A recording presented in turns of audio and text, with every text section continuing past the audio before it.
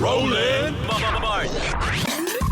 You probably say, come on, give me a break. Move on, guys. From Washington, D.C., where they're having internet problems this morning, Roland Martin is on the phone. Good morning, Roland. I'm John Sybil. Guy Torrey, good morning. Hope all of you are well. First of all, huge congratulations to Spike Lee, Ruth Carter, all the black people last night who said Regina King, who saved Black History Month. Praise the Lord. Appreciate that. But especially Ruth and Spike. They've been waiting for a long time, and so big shout outs to them as well. So definitely want to go ahead and get that out there. Let's get right to it, folks. An unbelievable, crazy week last week. Of course, we had Justice Smollett in Chicago, all that drama. Then all of a sudden, R. Kelly get arrested on Friday. He's still sitting in jail because he broke his hell.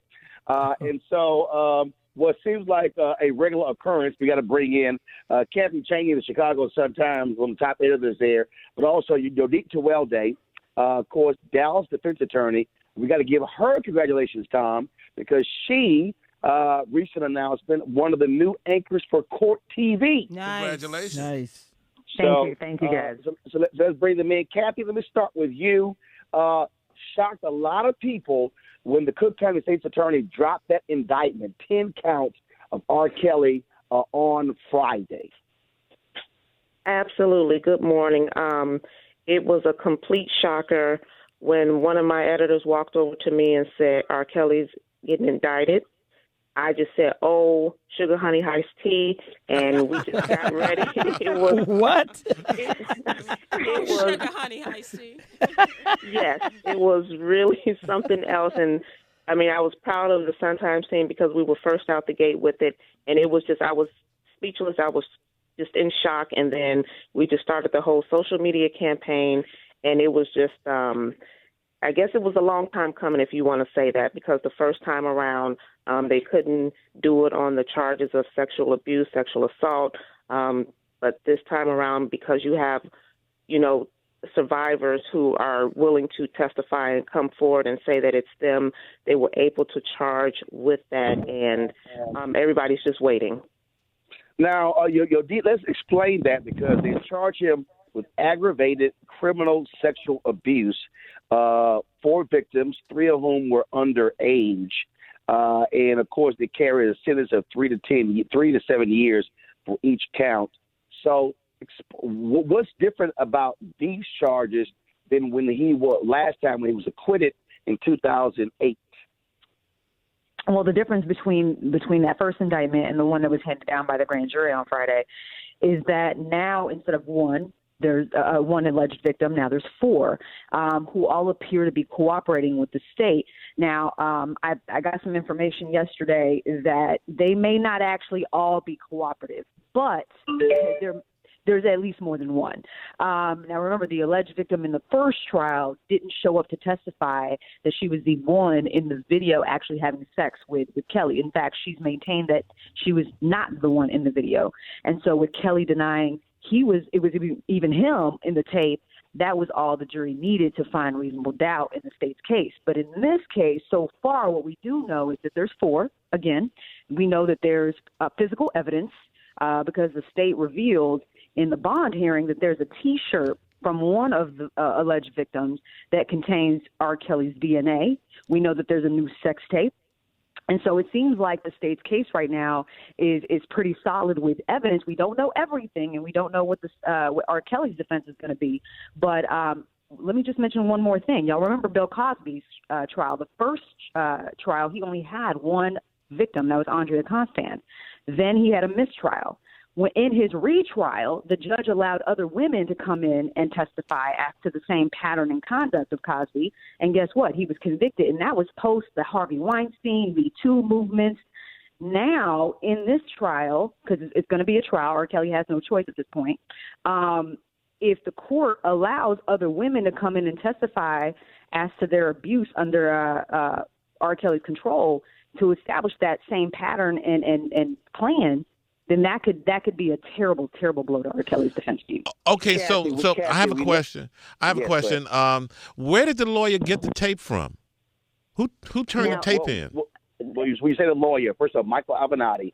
After after Surviving R. Kelly documentary aired on Lifetime, he's according to Avenatti, he was approached by someone who had a copy of the videotape.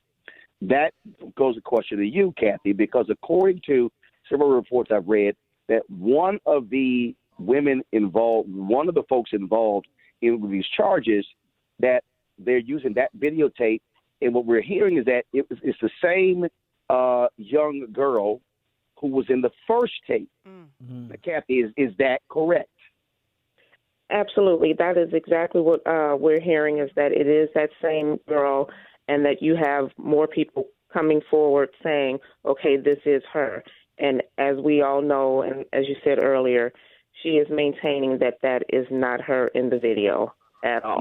Now, in the first trial, 4 people testified it was her. 3 testified it wasn't her. And then but so the jury couldn't ascertain her. They did make it clear that was R. Kelly. Now, D, what about double jeopardy? Now, if he was acquitted on the first charges, is the difference that the first case was child pornography, and they're charging him with a different charge in this case? How do they get around if it's the same young girl? Explain that. Double jeopardy has to be the same victim, the same defendant, the same charge. If it's not the same charge, then you could just throw double jeopardy out the window. Oh, okay. So, again, because the first trial, he was charged on child pornography charges, because they're just saying aggravated sexual assault, even though it involves the same person, he can still, and it was a different tape, he can be charged even though it's the same person. And we don't even know the date. What was the date of that video? So in order to make the argument of double jeopardy, every single element has to be the same. I'm talking the charge, I'm talking the victim, I'm talking the defendant, I'm talking the date of offense. And if that's not the case, then double jeopardy is not an argument. I'm sure the attorneys, the DAs, figured this out. So double jeopardy is not going to attach. And those 2 women that came forth last week with Gloria Allred, they are not a part of that 4. No, they're not. No. Mm-mm. No, because those women that came forward were named. They only use initials in this actual piece here. Real quick, he also, even if he makes bail here, he will get thrown back in jail because he has to make child support payments. He's got all that, yeah, and arrears in his rent too. Right. If he doesn't make that child support, he's going back to jail, y'all. Okay. Hey, Roland, does he have to shower with the general population? Oh, Tom. We don't know anything about that, but we do know he's still in Cook County Jail. He has to come up with $100,000 to bond himself out, and if he does, he still has to come up with almost $170,000 in child support by March 6th, or he goes back. Mm-hmm. Better find a Cook County Jail recorder studio. All right, Kathy Chaney. Jailhouse Rock. D, we appreciate it. Thanks a lot. And congratulations again. Great work. Thank you, guys.